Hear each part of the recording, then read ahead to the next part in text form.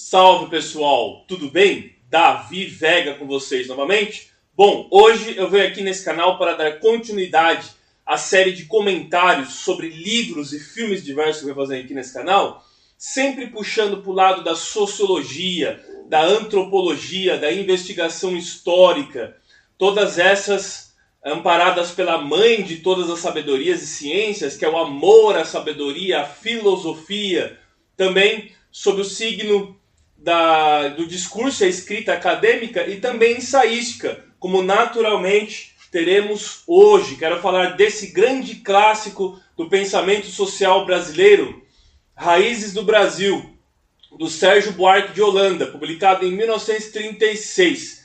Sérgio Buarque de Holanda, eu tenho alguns outros vídeos dele falando sobre a obra dele aqui no meu canal, principalmente do livro Visão do Paraíso. Esse livro Visão do Paraíso da década de 50, vou deixar na descrição desse vídeo o link para a videoaula, a resenha que eu faço sobre o livro Visão do Paraíso. Bom, Sérgio Buarque de Holanda, pai do Chico Buarque, do músico Chico Buarque, né? E primo de segundo grau do Aurélio Buarque de Holanda, o linguista que fez várias edições de dicionários da língua portuguesa, né? O dicionário Aurélio, né? Ele é nascido em São Paulo em 1902 e faleceu também em São Paulo em 1982. Foi um dos fundadores do Partido dos Trabalhadores, embora ele tivesse uma pegada, um estilo mais liberal. Ele nunca foi de fato de uma esquerda socialista, vamos dizer assim, mas ele tinha flertava com os movimentos democráticos, principalmente da abertura de pós-anistia em 1979. O PT vai ser criado na década de 80, principalmente no ano de 1980 para frente, né? E ele foi um dos primeiros filiados e um dos cofundadores, né? Ele estudou na sua juventude com o Afonso Scagnoli Toné, Alfonso Toné, e também participou do movimento modernista da Semana de Arte Moderna de 1922, junto com o Oswald de Andrade e o Mário de Andrade. Ele se formou na Faculdade Nacional de Direito da antiga Universidade do Brasil, que não é a UNB de Brasília. Brasília nem era criada ainda, Brasília só vai ser criada em 1960. E a atual UNB ela foi um projeto muito encabeçado pelo próprio Darcy Ribeiro, né, que contribuiu muito para a UNB. Mas a UNB antiga ficava no Rio de Janeiro, que é a atual Faculdade Federal do Rio de Janeiro, né, que era conhecida como Universidade do Brasil, na época. Hoje é a UNB, né? Porque o Distrito Federal, a capital brasileira, ainda era o Rio de Janeiro, né?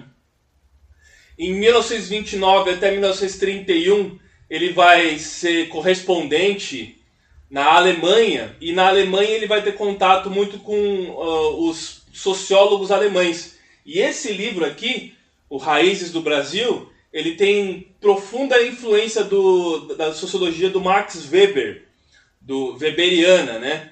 Já vamos falar do brasileiro tipo ideal, da sociedade burocrática, racional legal, da impessoalidade. Quando ele vai falar do homem cordial, que o homem cordial é muito personalista e a gente não adentrou a essa sociedade burocrática nos moldos weberianos, o tipo ideal do brasileiro também, dos tipos ideais, né? Então ele vai pegar muito essa influência weberiana quando ele escreve o Raízes do Brasil.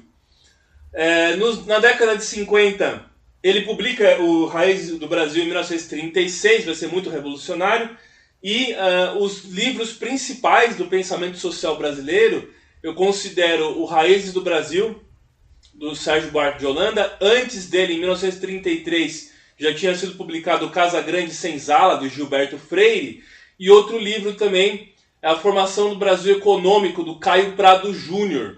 Então, o Gilberto Freire, o Sérgio Buarque de Holanda e o Caio Prado Júnior, a meu ver, são os três pensadores, todos eles da década de 30, né? Os três, e 40 também, dos três pensadores principais do pensamento social brasileiro, né? Na década de 50, o Sérgio Buarque de Holanda vai publicar o Visão do Paraíso.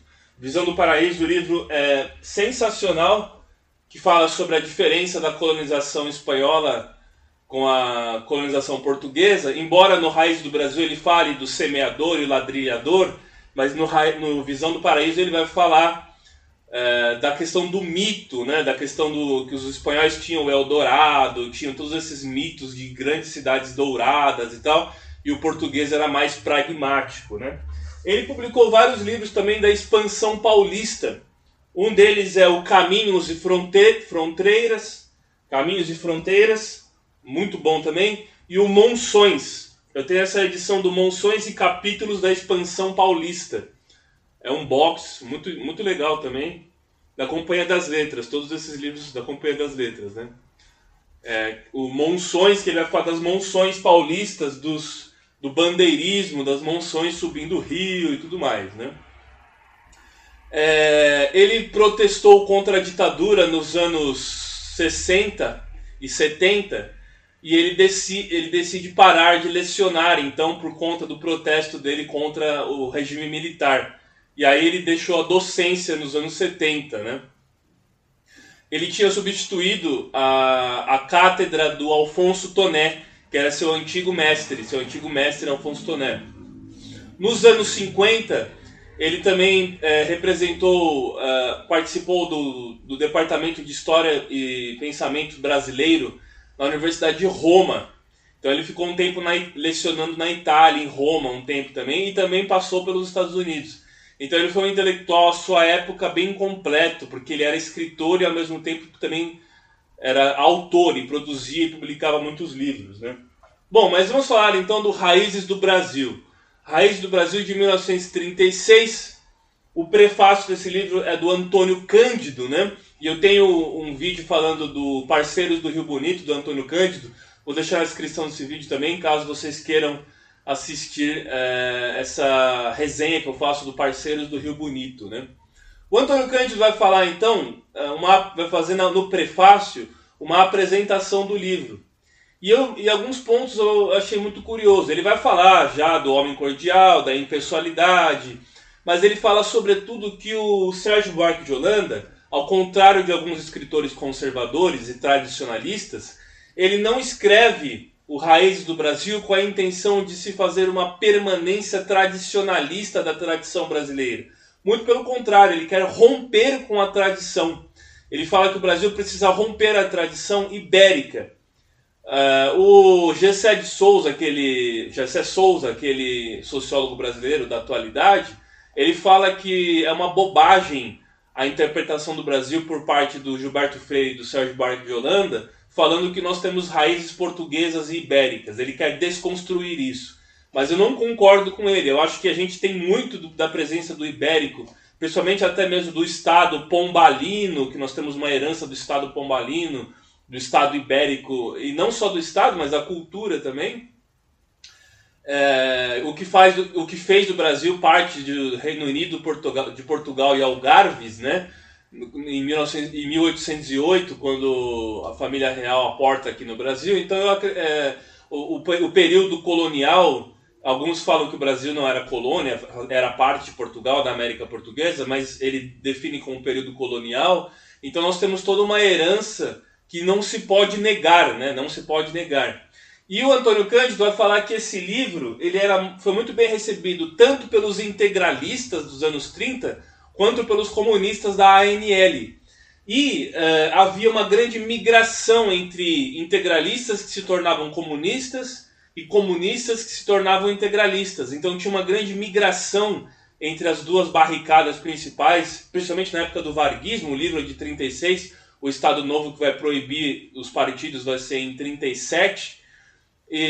Então você tinha uma grande migração e uma admiração tanto pelos conservadores representados pelos integralistas, que era um movimento que estava muito em alta, era o maior movimento de massas da época, e os comunistas da ANL, que tinha uma grande migração entre esses dois grupos ideológicos, né?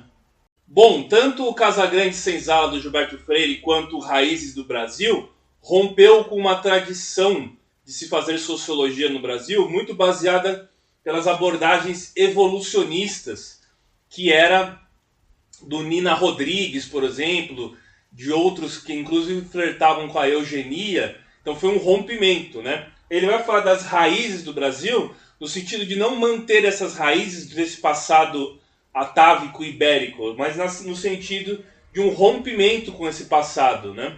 E ele acreditava que os imigrantes de outros países que vieram com técnicas e novas mentalidades, para o Brasil, eles podiam romper com esse passado ibérico ruralista e patrimonialista, principalmente, né?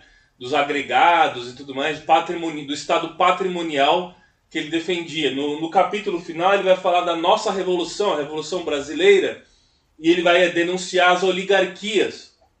As oligarquias, principalmente daquela época, né, que da República, tinha as oligarquias da República Velha, teve a Revolução de 30, com o Getúlio Vargas no poder, e se passava uma revisão desse passado das oligarquias, da democracia, do primeiro tipo de democracia que o Brasil teve, da Constituição de 1891, e ele vai denunciar essas oligarquias que apenas mudou de mando, né? Era uma troca de elites da época do Império para a época da República. E nessa época de 1936 era uma época de pujança, porque havia grandes projetos intelectuais de repensar o Brasil. Você teve a Semana de Arte Moderna na década anterior em São Paulo, então teve a Coluna Prestes, então era uma época de grande pujança intelectual, assim como a gente vai ter também essa grande pujança intelectual nos anos 50 e até mesmo durante o regime militar nos anos 60, coisa que praticamente desapareceu na atualidade, né? O Brasil já foi um grande palco da discussão intelectual muito pujante no país, né? Você teve, por exemplo, nos anos 50, projetos diferentes de país, mas você tinha projetos. O projeto pedecista, o projeto do PTB, do Vargas, o projeto mais conservador da UDN, União Democrática Nacional. Mas tanto esquerda quanto direita, eles tinham projetos de país, coisa que na atualidade nós não temos. Você pega um debate político hoje, você não vê os candidatos apresentando projetos de políticos, né? Você vê apenas narrativas e ataques ad hominem, né? Ad hominem e não das ideias, né? Ataques pessoais e não das ideias, né? Bom, nesse livro ele vai ter vários capítulos. O que eu mais me lembro é o primeiro capítulo. Ele vai falar da herança ibérica, e ele usa a palavra ibérica, não só portuguesa, porque ele vai falar tanto de portugueses e espanhóis que foram influentes para a formação do Brasil. Ele fala a diferença também de ambos. Depois você tem o trabalho e a aventura. Essa ideia, já vamos falar dessa ideia de trabalho e aventura. Também depois do ladrilhador e o semeador, a diferença da colonização portuguesa e espanhola. E depois o homem cordial, essa ideia de homem cordial, ele pegou do Ribeira Couto, né? Dizem que o Rubem Dário utilizou a expressão homem cordial para falar dos caciques argentinos de 1898, o Rubem Dário teria falado. Mas, independente que se seja do Rubem Dário ou do Ribeira Couto, quem difundiu a ideia do termo homem cordial e ligado ao coração, vem de cordial, vem de coração, e é ligado à polidez desse jeitinho, dessa confusão do público com o privado que o Brasil tem e tudo mais. Quem popularizou o termo foi o Sérgio Buarque de Holanda. Então, independente se ele foi, de quem ele pegou o termo, quem popularizou foi ele o termo, né? E o capítulo final, ele fala da nossa revolução, a Revolução Brasileira dos anos seguintes, do que ele pensava que poderia acontecer a partir da publicação do livro Raízes do Brasil, em 1936, né? Bom, da colonização ibérica, ele vai falar que o ibérico, tanto o português quanto o espanhol nesse aspecto, ele tem a questão da sobranceria. O que é a sobranceria? É um termo ligado ao orgulho e à altivez. As hierarquias, elas eram meio desleixadas.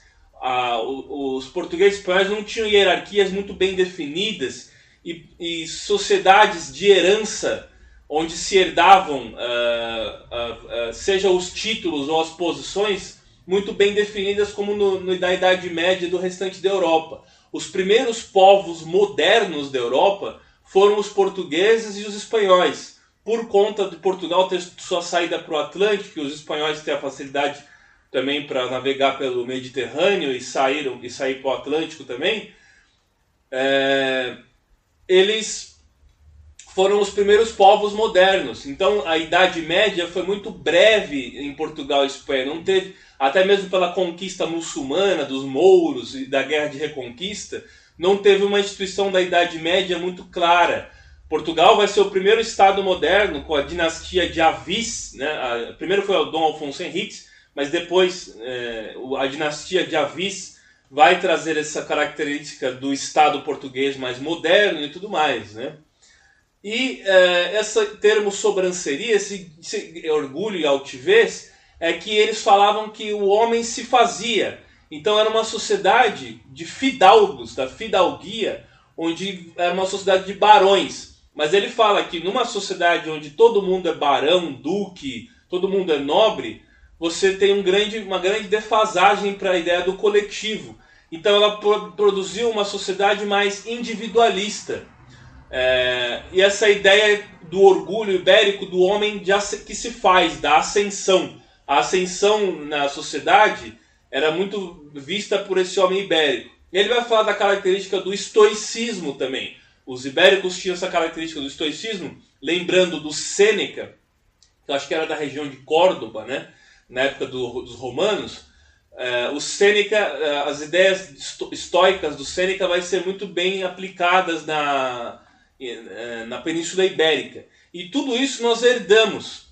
Quando os portugueses chegam no Brasil, eles têm uma diferença com os espanhóis. Os espanhóis fizeram cidades. E a questão da cidade era o locus da razão. O locus da razão, e aí os espanhóis fizeram cidades e universidades e hospitais e com vários investimentos na América Espanhola. As cidades eram retas, de linha reta, e tinha as praças maiores, a Praça Maior, né, que é de onde saíam as retas para o restante da cidade planejada, algo que os portugueses não fizeram no Brasil. Os portugueses eram muito afeitos à feitoria. Essas feitorias ficavam na costa. Antes mesmo das feitorias na costa brasileira com as capitanias hereditárias e o Tratado de Tordesilhas, que dividia o Brasil e a América do Sul, a oeste, as terras a oeste eram da Espanha e o litoral do leste de Portugal. Os portugueses já tinham feito feitorias na costa da África. E eles não tinham intenção de adentrar ao território. Tanto que o povoamento do Brasil, do território, adentrar do território brasileiro, vai acontecer só no século XVIII. Então, de 1500 até o século XVIII, os portugueses ficaram só na costa. Depois, com o Tratado de Madrid, você vai redefinir as fronteiras, muito por conta da União Ibérica, de 1580 a 1640, que os bandeirantes passaram para além da linha de Tordesilhas, formando o tamanho do território brasileiro. Mas não fosse isso, o Brasil teria ficado só com a costa, só com o litoral, cujas capitanias principais eram de Pernambuco e São Vicente. E então os portugueses com as feitorias ficavam só na costa e não tinham a intenção de povoar e de trazer infraestrutura para a colônia, diferente da América Hispânica, né? Bom, então ele fala no livro dessa fidalguia dos nobres, do amadigo. O amadigo era uma forma de educação que era dada aos filhos dos nobres e dos aristocratas, né? E ele vai falar que essa sociedade de nobres eram de nobres sem ofícios, cuja hierarquia era muito fragilizada, não tinha hierarquias rígidas, era meio que anárquica. E o Brasil, nos primeiros anos, tinha essa defasagem das hierarquias. Tanto que o Duarte Coelho chega para governar o Brasil e até o seu governo não se tinha nenhuma estrutura e administração na colônia. E o Brasil surge como se fosse uma empresa, as feitorias para apenas extrativismo. Né? Ele vai falar do extrativismo predatório mais para frente. Né? Bom, e ele vai falando então que reinava basicamente a anomia, era uma espécie de situação anárquica. O Brasil não tinha uma organização de fato. Isso a gente herdou do mundo português, diferente dos espanhóis que planejaram suas cidades.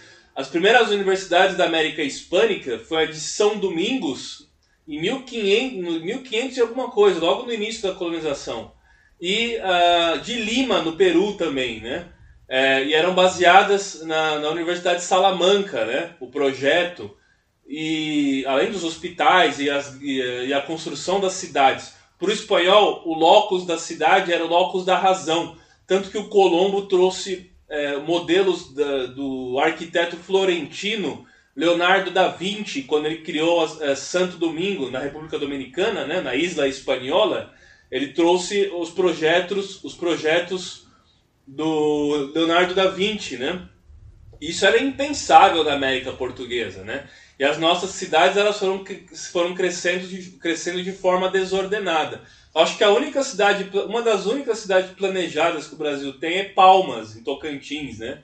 Que eu acho que é a cidade mais nova, né? Mais recente, o estado mais recente e uma das cidades criadas mais recentes. Mas as cidades antigas, até mesmo eu falo da capitania de São Vicente, São Paulo de Piratininga, né? Piratininga significa peixe seco, né? E aqui se falava língua geral, ele fala no livro da língua geral que era falado em São Paulo, né? São Paulo de Piratininga, ela cresceu de uma forma desordenada.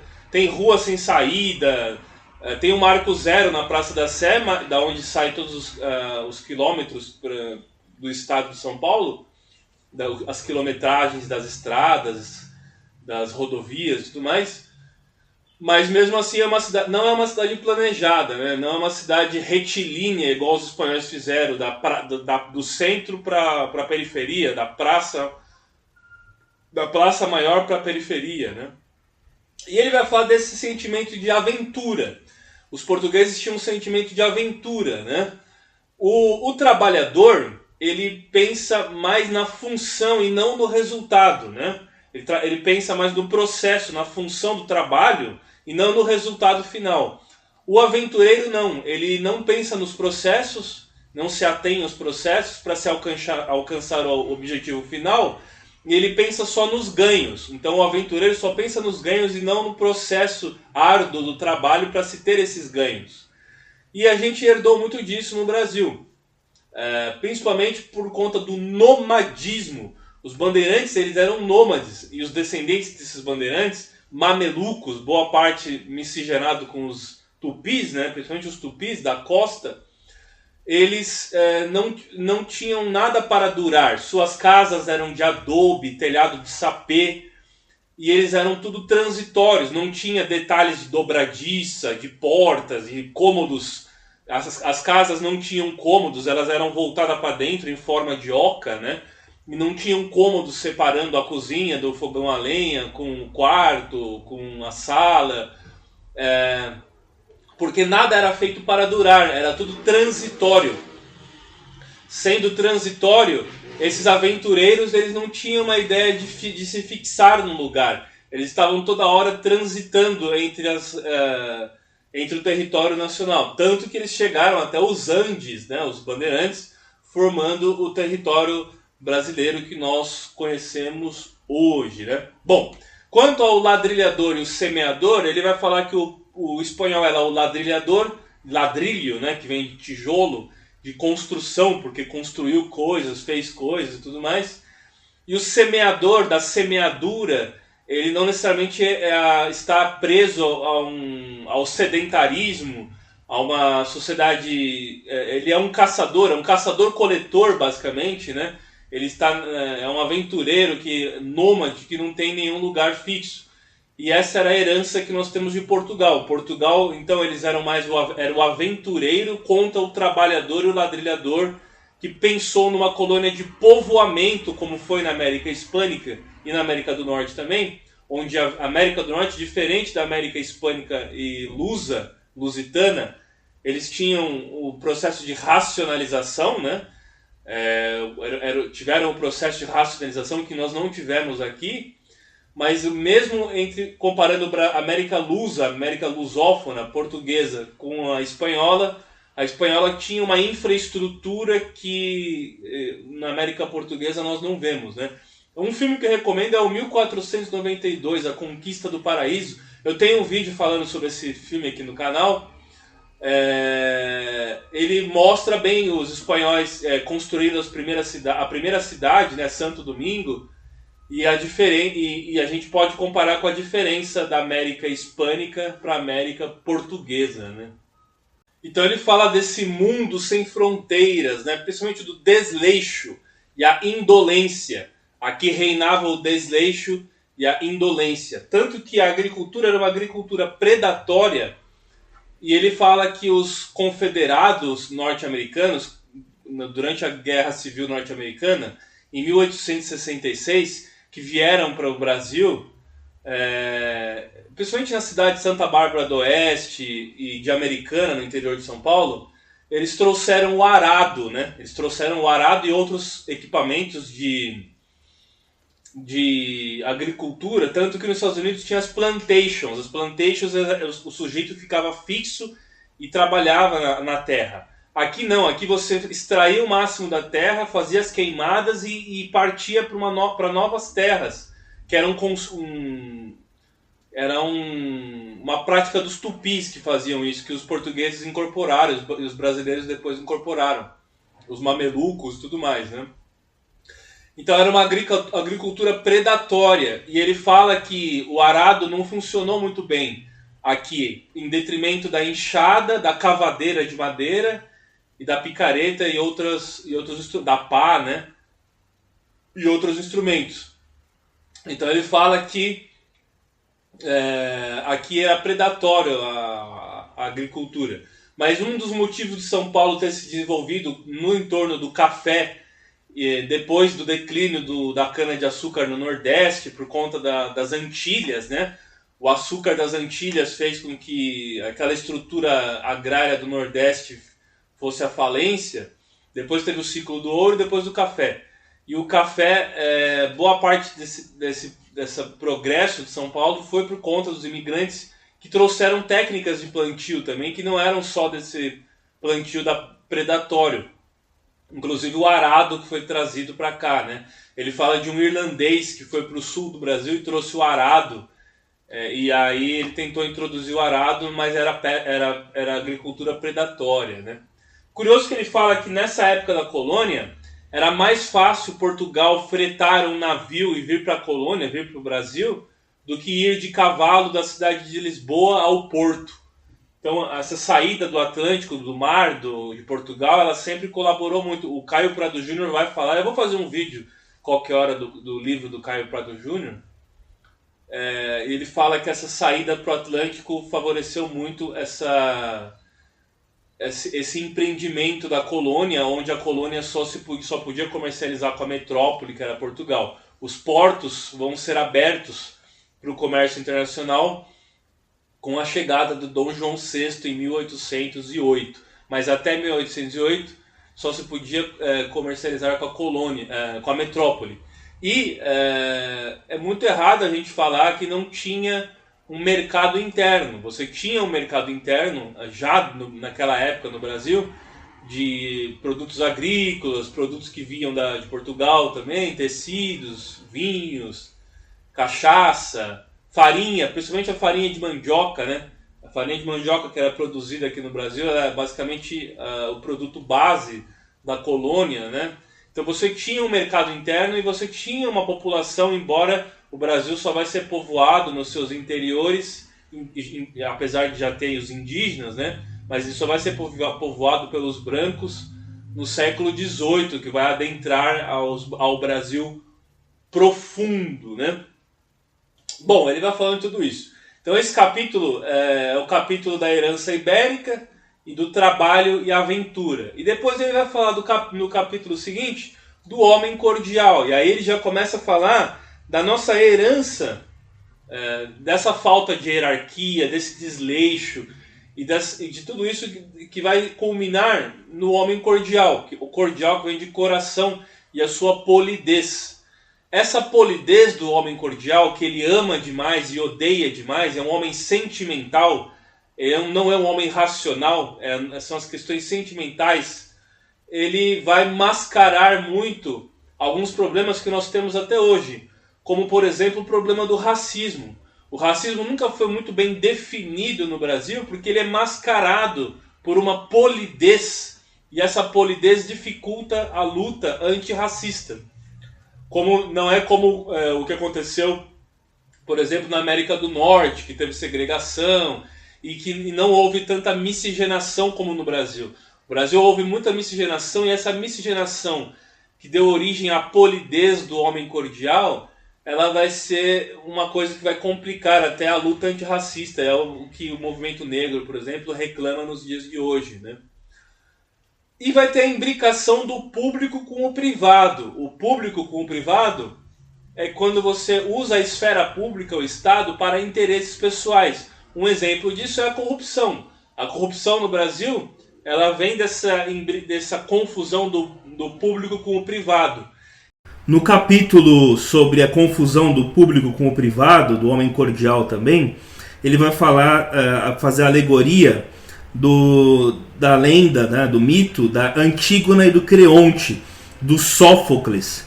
A Antígona queria enterrar o seu irmão, que foi considerado traidor e foi negado a ele o direito do enterro, e ela então apelou para o direito universal de se poder enterrar o irmão.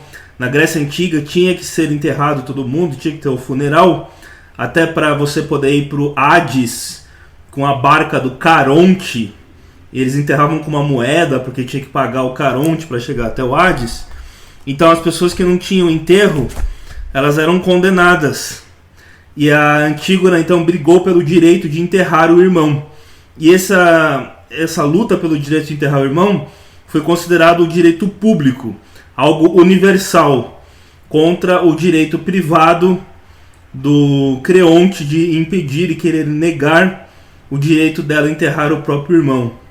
E também, estou lembrando do antropólogo Roberto da Mata, que falou sobre essa questão da casa e a rua. Para o brasileiro, que é muito personalista, ele vem de uma sociedade patriarcal, patrimonialista, mas ele era muito personalista. Para o brasileiro, a pior coisa é a rua. Então eles fazem com que a rua seja uma extensão de sua casa. Porque na sua casa ele tem o mandonismo, pode ser o chefe de família, na casa grande, por exemplo. Só que quando ele vai para a rua, é o locus da impessoalidade. Lá ele não é conhecido, principalmente nas grandes cidades. Quando você vai para o centro, ou quando você sai na rua, você é mais um. Você não tem todo esse personalismo que você tem quando você está nas suas posses, na sua casa. E a rua, ela é uma coisa que os brasileiros têm medo, temem, porque os brasileiros querem ser personalistas. E esse sentimentalismo em excesso do homem cordial fez inclusive acontecer maus tratos na criação de crianças, por exemplo, por conta do sentimentalismo muito forte dos pais que agrediam as crianças e tudo mais. Então, ele é um homem passional, né? Ele é um homem passional, ele tem um sentimentalismo em excesso. Isso mascara essa polidez, mas ele tem uma polidez. E essa polidez mascara a violência. Uma sociedade totalmente violenta, desde a época escravista até os dias atuais. Só que tudo isso é mascarado pela cordialidade. Essa cordialidade que vem, esse homem cordial, cordialidade que vem da palavra coração, né? Bom, ele menciona o Domingos Jorge Velho, né, o bandeirante que destruiu o quilombo de Palmares e que explorou o atual estado do Piauí, né? E ele vai falando desse cativeiro de indígenas e o que era ser escravo.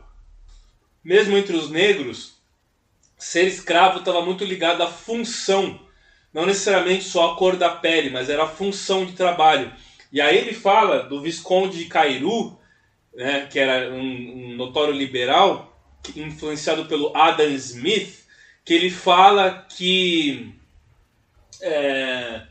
a diferença do trabalho intelectual para o trabalho manual, né? Então os aristocratas, as fidalguia, prezavam pelo trabalho intelectual e rejeitavam o trabalho manual. O Brasil tem essa ideia de que quem faz o trabalho manual é inferior, né? Seria uma casta inferior. E isso vai influenciar muito o que o próprio Lima Barreto escreveu no início do século XX, nos seus livros, Uma Sociedade de Doutores. O Brasil tinha vários acadêmicos, né? Acadêmicos bacharéis, né? Vários bacharéis com títulos de doutor, mas que não tinham ofícios. O sujeito se formava, mas não trabalhava, não exercia a sua função da sua formação, né? Bom, ele fala do Silveira Martins também, que foi um conservador, mas que tinha muitas ideias liberais. E aí tem aquela frase clássica, né? Dos Saquaremas, que eram os conservadores, e os Luzias, que eram os liberais. Não há nada mais Saquarema do que um Luzia no poder, né? Então, os Luzias acabavam fazendo o jogo dos conservadores e tudo mais, né? Bom, outra coisa curiosa que ele fala, que eu me lembro, é que ele fala que quando o Brasil estava na mão dos holandeses, o Brasil holandês, neerlandês, batavo, um estrangeiro podia vir para o Brasil e circular na costa brasileira e comercializar com quem ele quisesse.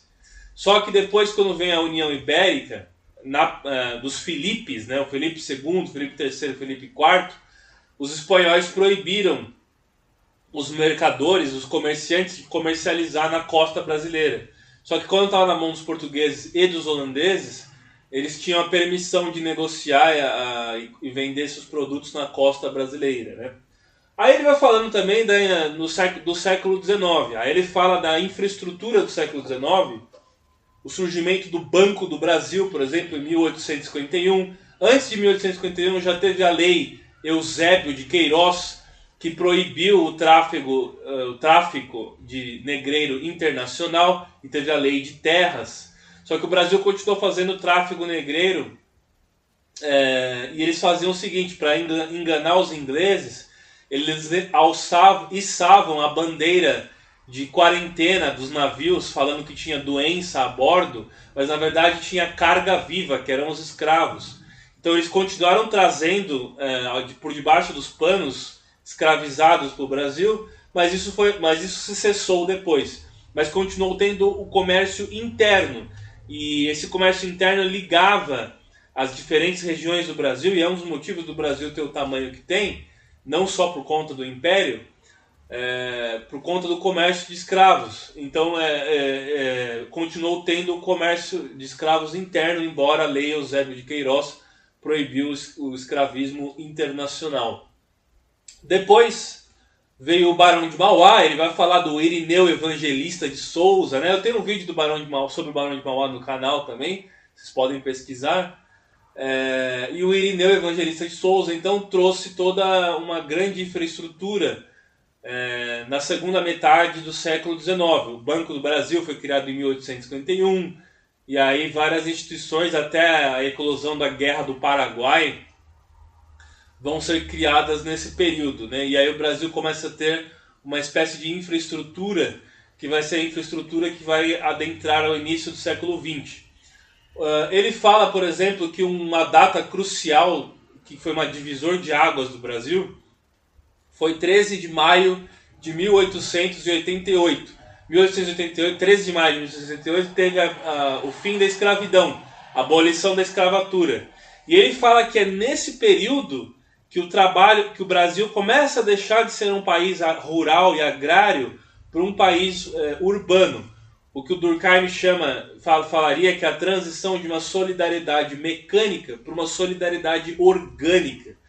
E aí o Brasil começa a se urbanizar, apesar que o Brasil só vai ser um país predominantemente urbano na década de 50 do século XX. Nos anos 50, o Brasil se torna um país predominantemente urbano. Mas a partir de 1888, com o fim da escravidão, é um marco entre esse país do passado escravocrata, agrário, latifundiário, da agricultura predatória e tudo isso que nós discutimos aqui, para um novo Brasil. Um Brasil que tentava se racionalizar. O Brasil nunca teve a adoção do utilitarismo. As ideias utilitárias nunca foram fortes no Brasil. E nessa época da República começa a ter, então, até mesmo através do positivismo também, né? Começa a ter, então, uma tentativa de modernização e de racionalização que o Weber, e aí falando que ele era weberiano, o Sérgio Buarque de Holanda, que o Weber chama de uma sociedade impessoal e racional legal, que é o que nós temos basicamente nos grandes centros urbanos hoje. O Brasil mudou muito, embora ainda tenha essa alma agrária e seja um resultado da iberosfera, do seu passado ibérico, principalmente ainda no Brasil profundo, né? Bom, e no capítulo final ele fala da nossa revolução, e ele explica o que deveria acontecer para o Brasil ter a passagem desse Brasil tradicional para um Brasil mais moderno, da nossa revolução. Ele vai falar, por exemplo, que o Brasil se assemelha muito com a França pré-revolucionária, a França pré-revolução francesa. E o Brasil não passou por uma revolução burguesa, de fato. Aí tem o Florestan Fernandes, que escreveu sobre a revolução burguesa no Brasil, né? E aí ele vai falar que essa bondade natural dos revolucionários franceses, que eles lutavam em nome de uma bondade natural, era muito parecida com a do homem cordial. Essa ingenuidade era muito parecida com a do homem cordial no Brasil. Só que em nome dessa bondade natural, os maiores massacres foram feitos. O terror da Revolução Francesa aconteceu em nome dessa bondade natural. Então eu acho meio perigoso quando a gente traz esses moralismos para uma revolução que pretende formar um novo homem, ou que vai contra a imperfeição da natureza humana. Eu acho isso um pouco perigoso, porque a gente pode cair num erro totalitário, né? Pode acabar se tornando, fazendo alguma coisa totalitária. Nesse livro ele fala também do Frei Caneca, da Confederação do Equador, de 1817, e dos vários intentos republicanos que teve ao longo do Império. Só que, como eu disse, a data crucial que ele fala dessa viração de chave, né? Dessa pedra de toque da história brasileira, foi em 1888, a passagem da escravidão para... Depois teve a República em 1889, né? Principalmente depois da abolição da escravatura, né? Bom, então é isso. Ele fala de diversos assuntos no livro, não tem como eu falar de tudo, mas eu falei dos pontos principais. Recomendo veemente a leitura do Raízes do Brasil, do Sérgio Buarque de Holanda, e os outros livros dele também, principalmente o Monções. Ainda vou fazer um vídeo sobre Monções, e o Caminhos e Fronteiras e tudo mais, né? Ele tem um livro também que é Do Império à República, um livro que, se eu não me engano, é dos anos 70, eu acho que foi o último livro dele, se não estou enganado, que se chama Do Império à República. Foi um grande intelectual, um intelectual que contribuiu muito para o pensamento social brasileiro e também nas suas adesões políticas para os partidos e a política nacional, sobretudo na criação do Partido dos Trabalhadores, da Fundação Perseu Abramo e tudo mais, que o resto da história todos vocês conhecem, da fundação do Partido dos Trabalhadores, ligados às comunidades eclesiais de base, que foi os primórdios do partido, antes dele ter se tornado o partido que se tornou, e controverso, com casos de corrupção, com casos que mancharam até a própria história do partido, que vinha sendo um partido onde vários intelectuais participaram, o próprio Antônio Cândido também e tudo mais, tá certo? Bom, então é isso. Eu peço encarecidamente, curta, se inscreva, compartilhe para aquela amiga ou amigo que também gosta do tema de sociologia e das humanidades em geral, e vamos sempre promover a literatura, sobretudo a literatura nacional. Valeu, gente! Grande abraço!